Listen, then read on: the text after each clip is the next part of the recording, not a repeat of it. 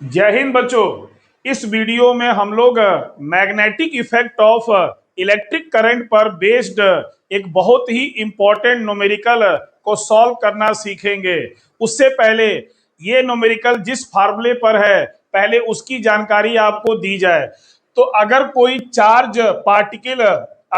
Charge particle theta angle पर v velocity से move कर रहा है, आई रिपीट, अगर कोई चार्ज पार्टिकल थीटा एंगल पर v वेलोसिटी से मूव कर रहा है तो r डिस्टेंस पर जो मैग्नेटिक फील्ड का मैग्नीट्यूड होगा mu naught upon 4 pi q v sine theta upon r square होगा। इसी फार्मूले पर बेस्ड ये एक प्रॉब्लम है आपका। आइए क्वेश्चन क्या कह रहा है। An alpha particle moves along a circular path of radius। तो यहां हमको अल्फा पार्टिकल दिया हुआ है, अल्फा पार्टिकल मोशन कर रहा है। तो अल्फा पार्टिकल के बारे में दो जानकारी। पहला, अल्फा पार्टिकल का जो चार्ज होता है वो +2e होता है, वेयर ई फंडामेंटल चार्ज है आपका। और अल्फा पार्टिकल का जो मास होता है वो प्रोटॉन के मास का 4 टाइम्स होता है आपका। ओके, तो देयरफॉर ये आएगा 2 इंटू 1.6 इंटू 10⁻⁻19 कूलम, यानी कि 3.2 इंटू 10⁻⁻19 कूलम। ये अल्फा पार्टिकल का चार्ज हो गया जो इस न्यूमेरिकल में काम आएगा। आगे रेडियस दिया हुआ है, एक सर्कल में घूम रहा है जिसका रेडियस गिवन है r is equal to 10⁻⁻10 metre with a uniform speed of 2 into 10⁻6 metre पर सेकेंड।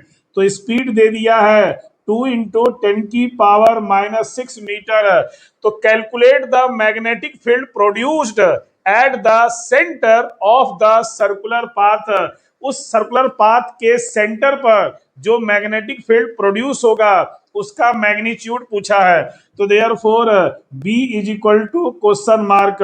अब लगाया जाए फार्मूला, तो फार्मूला यूज करेंगे, बहुत इंपॉर्टेंट फार्मूला है। B is equal to mu naught upon 4 pi q v sine theta upon r square. अब इसकी वैल्यू होती है 10⁻⁻7, चार्ज की वैल्यू है 3.2 10⁻⁻19, स्पीड की वैल्यू है 2 इंटू 10⁻⁻6 और सर्कल में घूम रहा है।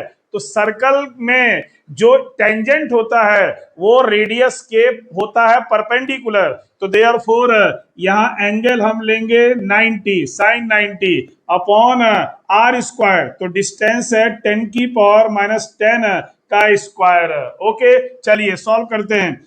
तो 3.2 इंटू 2 हो जाएगा 6.4 इंटू 10⁻19 और 6 ऐड होगा, सेम साइन है, तो हो जाएगा 25 और आपका -7 तो 19 और 6 आपका +6 है कि -6 है, सॉरी +6 है, +6 आपका। तो 19 और 7 26, 26 में 6 गया 20, तो 10⁻⁻20 और नीचे भी आपका हो जाएगा 10⁻⁻20। ये और ये कैंसिल हो गया तो आ गया 6.5 और मैग्नेटिक फील्ड का यूनिट होता है टेस्ला। तो देयरफॉर जो मैग्नेटिक फील्ड प्रोड्यूस होगा सर्कुलर पाथ के सेंटर पर उसकी न्यूमेरिकल वैल्यू है 6.4 टेस्ला। ओके, थैंक यू, जय हिंद।